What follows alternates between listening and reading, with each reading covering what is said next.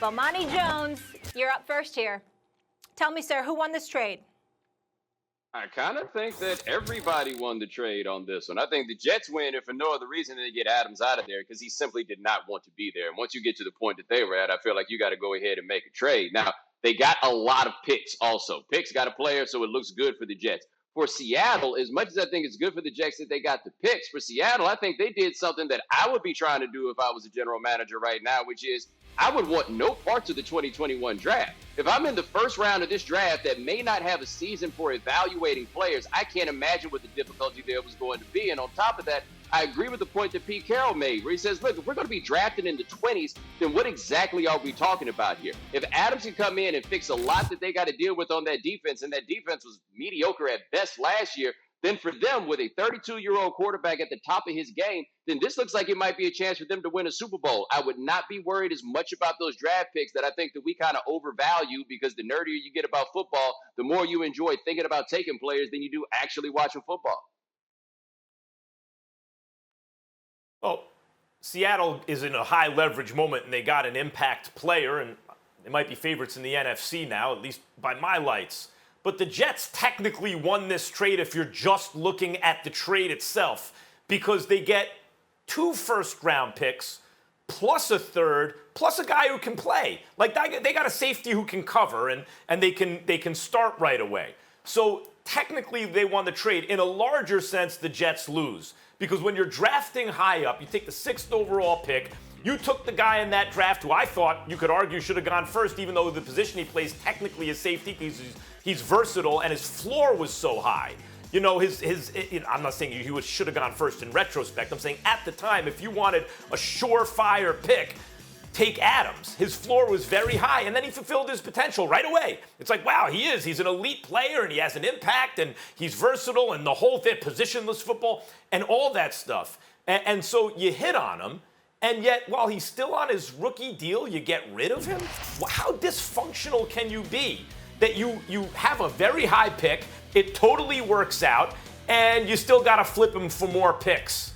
You know, and then, look, from Seattle's point of view, Bo, the reason I think that they lost the trade is they're going to have to pay Jamal Adams. So, like, when you identify a talent in the draft, and they'll likely not be high first-round picks, but you identify talent in the draft, and you develop them, and then you keep them, you'd think, right? Or at least you get them to play on their rookie deal. You get that value before you have to pay them.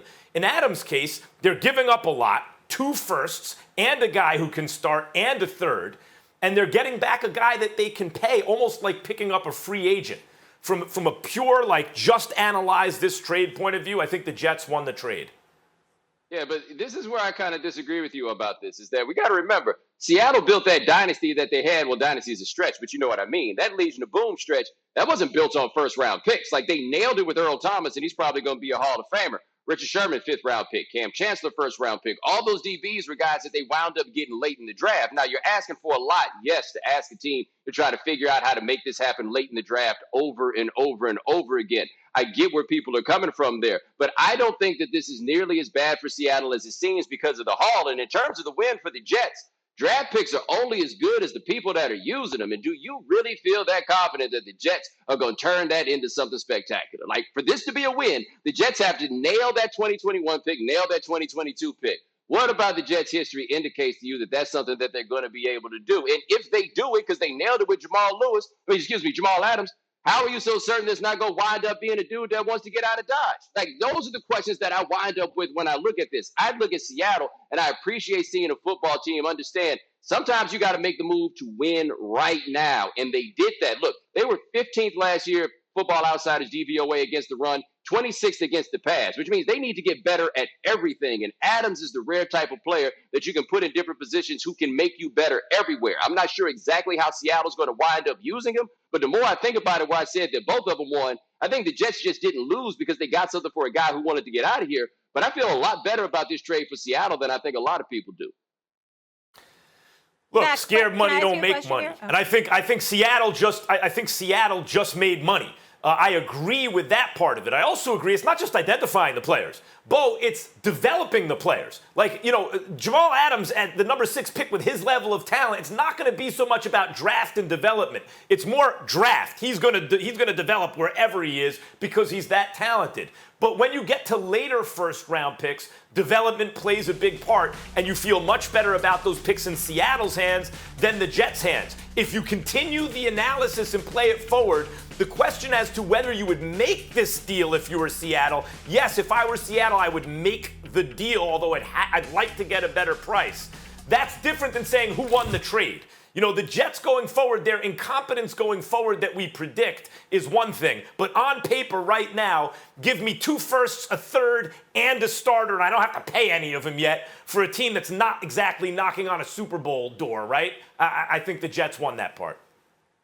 This is what I'll say, though, about Seattle, and what I think is intriguing about this is I can't think of the last time Pete Carroll had a player that was one of these dudes that you could just put anywhere and then figure out what to do with them. The last one I can think of him having is Troy Polamalu, and that was at USC. Like, the idea of that defense with a dude that they can drop here, drop there, drop here, drop there, and as much as he costs money, that allows you to spread out what you're doing everywhere else. Like, I think that there are more benefits to having a player like Adams for your salary cap than people are giving it credit for being. Now, we're going to have to see what the contract ultimately proves to be, and that's going to have all kinds of weird factors coming into play, including whatever in the world is going to happen to the salary cap. But for Seattle, if you've got that quarterback and you got to deal with San Francisco, then you need to go ahead and get bodies right now. We will worry about tomorrow.